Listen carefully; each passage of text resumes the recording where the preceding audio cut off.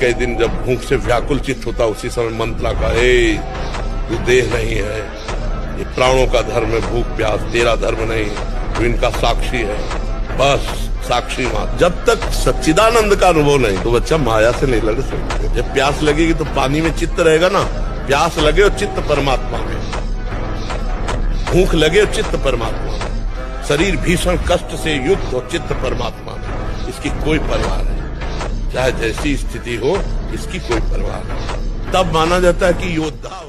ब्रह्मचर्य बहुत बड़ा वरदान है। इसी ब्रह्मचर्य के नाश में दुनिया डटी हुई है, नहीं डटी हुई, इसी का नाश, ब्रह्मचर्य नाश का। जिसके निकालने में इतना सुख, उसको रोकने में कितना सुख होगा तुम सोच भी नहीं सकते। रोक कर देखो, बहादुर हो तो। और ब्रह्मचर्य ठीक है तो डटे रहोगे। ब्रह्मचर्य शारीरिक बल, आध्यात्मिक बल, बौद्धिक बल, सब बल प्रदान करता है। नियम में हो जाए तो 10-10, 20-20 वर्ष हो गए, ऐसे ऐसे साधक हैं जिनको स्वप्न दोषी नहीं हुआ, ऐसे ऊर्ध्व रेता। तो फिर सत्संग हमारे नाना प्रकार की वासनाओं का नाश करता है, वासनाओं को बढ़ावा नहीं देता।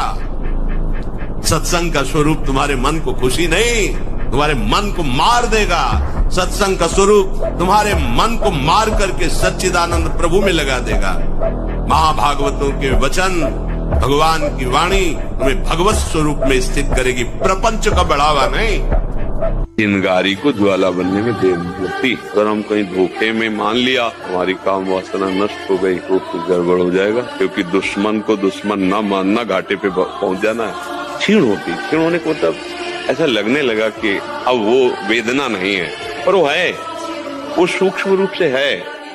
अगर उसको फूस मिल गया चिंगारी को और हवा अनुकूल मिल गई तो ज्वाला बन जाएगी। एक संत थे, रोज भिक्षा मांगने जाते थे। तो गांव के किनारे एक वैश्या का घर था, तो उनके पास बकरा था, तो बकरा की दाढ़ी थी। तो पूछते थे, बाबा जी विनोद करते, तुम्हारी दाढ़ी अच्छी या हमारी बकरे की दाढ़ी अच्छी? वो कुछ नहीं बोलते। जब अंतिम समय था, बुलवाया उसको, बुला लाया, बोले बच्चा अब जा रहे हैं, अब हमारी दाढ़ी अच्छी। कि पूरा जीवन पवित्रता से गया।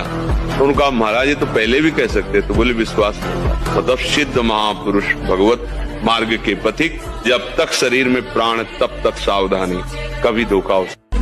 इसमें सुख है, इसमें सुख है, इसको भोगो, चाहे अधर्म से ही सही पर भोगो, इसको स्वीकार करो, छीनो, चाहे इसे मारना पड़े। यही तो शिक्षा दे रही बुद्धि। बिना तुम्हारी अनुमति के वो नहीं जाएगी।